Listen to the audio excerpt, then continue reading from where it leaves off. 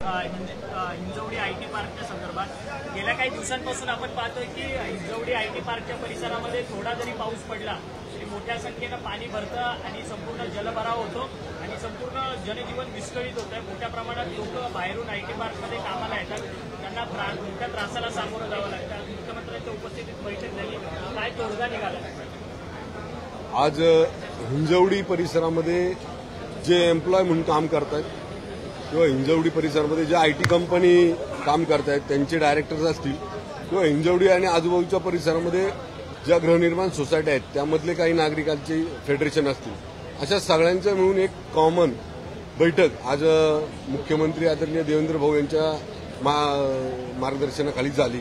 काही प्रश्न तिथले होते, जसे आता तुम्ही विचारलं, रस्त्याचे प्रश्न, ट्रॅफिकची समस्या असेल, पाण्याचे असेल, लाईटचे असेल किंवा पूर्ण इन्फ्रास्ट्रक्चरचे असेल, त्याच्या संदर्भामध्ये मेट्रो असेल, त्याच्यामध्ये संदर्भामध्ये जे काही प्रश्न तिथल्या आयटीएनचे होते, तिथल्या नागरिकांचे होते, राहणाऱ्या लोकांचे होते किंवा जे ट्रान्सपोर्ट ट्रॅव्हलिंग करणारे काही एम्प्लॉईज होते जे काम तिथं करतात पण राहायला पुण्यामध्ये आहेत, मग या पूर्णपणे पीएमआरडी रिजनमध्ये, पीसीएमसी आणि पुण्यामध्ये या काही ट्रॅफिकच्या संदर्भातल्या ज्या काही अडचणी होत्या त्याच्यावर मार्ग काढण्यासंदर्भातली याची बैठक होती। आणि त्याच्यामध्ये मुख्यमंत्र्यांना एक टीम म्हणजे सगळे जे काही विभाग याच्यामध्ये येतात, पिंपरी चिंचवड महापालिका, पुणे महानगरपालिका, पीएमआरडी, एमआयडीसी, या सगळ्यांचा मिळून एक वन विंडो आपण असं जो बोलतो, एक खिडकी योजना, तशा प्रकारचा एक व्यक्ती याच्यावर अपॉइंट करून त्याच्यामधल्या या काही ज्या पण काही समस्या आहेत त्या सोडवण्यासंदर्भामध्ये 1 वर्षाच्या मध्ये, म्हणजे आज या वर्षीचा पाऊस आपण पाहिला, या वर्षीचा पावसाच्या जे काही आपल्याला त्रास झाला किंवा रस्त्याच्या ट्रॅफिकचा त्रास झाला त्या संदर्भामध्ये एक टीम हे करून येणाऱ्या ज्या काही समस्या आहेत त्याच्यावर मार्ग काढण्यासाठी एक चांगली चर्चा या ठिकाणी झाली। आणि विशेषतः हे जे लोक आहेत ज्यांना हिंजवडी, पुणे रिजन हा जो पीएमआरडीचा एरिया आहे, या लोकांना इथं राहणारे जे काही लोक आहेत जे कामासाठी इथं आले त्यांना कशा प्रकारे सफर करावं लागतं हे त्यांनी त्या ठिकाणी सांगितलं। आणि याच लोकांनी एक अहवाल तयार केलाय, याच सगळे जे आता आमच्या बाजूला उभे आहेत ते सगळ्या लोकांनी एक अहवाल तयार केलाय। त्यांनी प्रॉब्लेम आणि प्रॉब्लेमवरचं उत्तर, त्याच्यावरचा मार्ग हे सुद्धा त्यांनी त्या ठिकाणी सांगितले। आणि त्या अनुषंगानं आदरणीय मुख्यमंत्र्यांनी योग्य असा निर्णय घेऊन पीएमआरडी या सगळ्या ज्या पण काही बाकीच्या स्थानिक स्वराज्य संस्थेच्या ज्या पण बाकीच्या संस्था आहेत त्या सगळ्यांचं मिळून एकच पीएमआरडी याच्यावर लक्ष दिली आणि एकच संस्था याच्यावर काम केल्यामुळं हे सगळे प्रॉब्लेम्स दूर होतील, अशा प्रकारची चर्चा त्या ठिकाणी झाली। आणि काही सूचना शंकर जगताप असतील, शंकर मांडेकर असतील, स्वतः अजितदादा असतील, या सगळ्यांनी ज्या काही त्या ठिकाणी सूचना केल्या त्या सगळ्या सूचना इथं सगळे IAS ऑफिसर होते, सगळे विभागाचे आयुक्त होते, त्यामुळे त्या सगळ्यांनी याच्यावर निर्णय घेण्यासंदर्भातला म्हणजे प्रॉपर त्याच्यावर काम करण्यासाठी कशा प्रकारे आपल्याला पुढे जायचं याच्या संदर्भातले निर्णय त्या ठिकाणी झाले। त्यामुळे आज सगळ्या ITNचे जे काय प्रॉब्लेम्स आहेत ते हळूहळू कसे म्हणजे त्याचा मार्ग निघेल याच्या संदर्भातली ती मिटिंग घेतली। पीएमआरडी चंद्रकांत फुलकुंडवार साहेब हे जे डिव्हिजनल कमिशनर आहेत याचा एकच याच्यावर पूर्ण कंट्रोल एकच ते करतील फुलकुंडवार।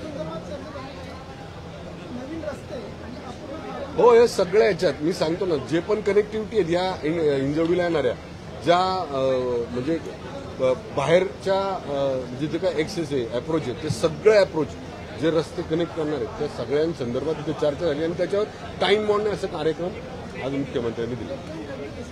नाही, प्रत्येक कामाला वेगवेगळा हे दिलेला आहे, कन्सल्टंट पासून तर तुमच्या वर्क ऑर्डर पासून काम जॉईन करून प्रत्येक याला एक टाइम लिमिट दिलेलं आहे साहेब।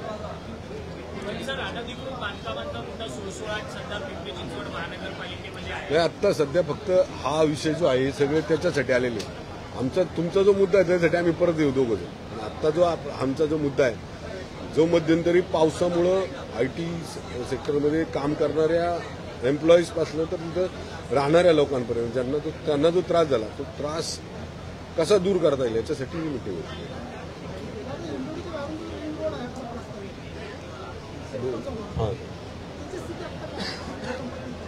सध्याचे आता हिंजवडी आणि त्याच्या आजूबाजूला जे PMRDA रिजन आहे, PMRDAचा रिजनमधले जे रिंग रोड आहेत त्याचं भूमी संपादन झालं आहे.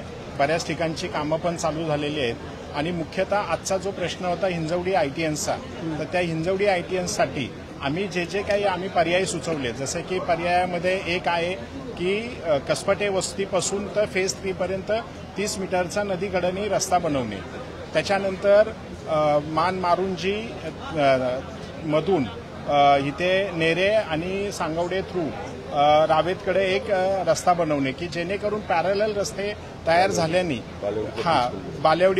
बालेवडी ब्रिज आणि बालेवडी आणि म्हाळुंगे ब्रिज तो एक लवकर तयार करावा आणि कसपटे वस्तीपासूनचा बालेवडीचा ब्रिज जे आता भूसंपादन पुणे महानगरपालिकेच्या हद्दीतलं बाकी आहे त्याचंही आम्ही निवेदन दिलंय. त्याच्याही बाबत आम्ही माननीय मुख्यमंत्री साहेबांना सांगितलंय आणि त्यांनी एक सगळं आहे, त्यांनी एक SOP तयार केली आहे आणि 30 दिवसाचं टार्गेट हे माननीय विभागीय आयुक्त यांच्या मार्गदर्शनाखाली दिलेलं आहे आणि 30 दिवसामध्ये निश्चितपणे आपल्याला या सगळ्याच्या कामाच्या बाबत जे काही बदल आहे आणि नागरिकांचं तिथल्या ITNचं जे काही ट्रॅफिकमध्ये टाईम जातोय त्याच्यामध्ये निश्चितच येणाऱ्या काळामध्ये बदल दिसेल आणि लोकांची सेवा ही चांगल्या चांगल्या पद्धतीने होईल.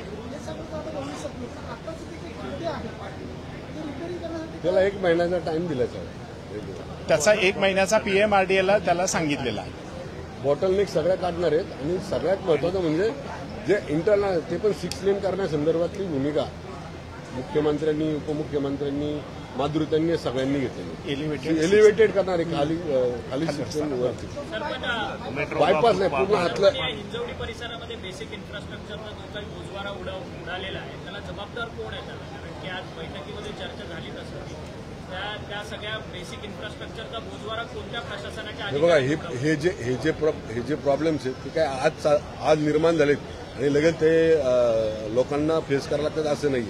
जसं Hinjawadi IT Hinjawadi phase 1 phase 2 phase 3 हे डेव्हलप होत गेले त्यानुसार ज्या म्हणजे लोकांना इन्फ्रास्ट्रक्चर पाहिजे होते, रोड्स पाहिजे होते किंवा स्ट्रॉम वॉटर पाहिजे होते, या सगळ्यांचा त्याच्याबरोबर जर योग्य वेळेत जर ती कामं पण झाली असती तर ही आजची वेळ आली नसती. पण आता ठीक आहे, आपण त्याच्यात पुढे जाण्यासाठी या लोकांनी म्हणजे तसं कौतुक तर या लोकांचं केलं पाहिजे. या सगळ्यांचं या लोकांनी फक्त प्रॉब्लेम नाही सांगले तर प्रॉब्लेमवरचं उत्तर सुद्धा सॉल्युशन सुद्धा सांगले आणि एक तशा प्रकारची SOP तयार केली, अहवाल तयार केला आणि तो सुद्धा आज मुख्यमंत्र्यांना दिलाय, त्यांनी उपमुख्यमंत्र्यांना दिलाय आणि त्याच्यामुळं अधिकाऱ्यांना पण दिलाय. त्याच्यामुळं येणाऱ्या या 60 दिवसामध्ये आपण त्या जे पण काही प्रश्न आहेत त्याच्यात आपण कसं मार्ग काढू शकतो या संदर्भात सुद्धा पालकमंत्री होते स्वतः. मग धन्यवाद. इधर से दिखाओ ही SOP त्यांनी तयार केलेली आहे